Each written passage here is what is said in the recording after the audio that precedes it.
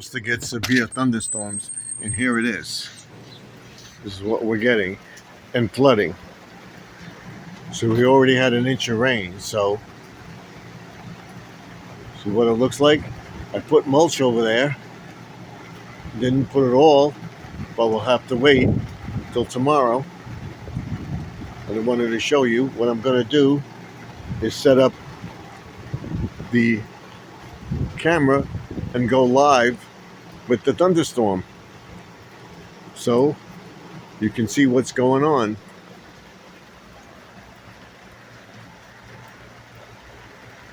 That's why everything is taken off. All my flowers.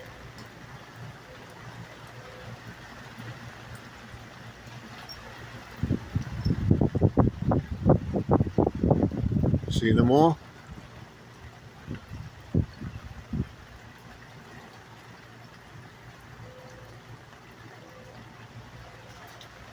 So I will let in the full screen with the thunderstorm for at least an hour. We'll probably be live tonight because they say it's going to be over around 9 o'clock. So I just wanted to show everybody what it looks like.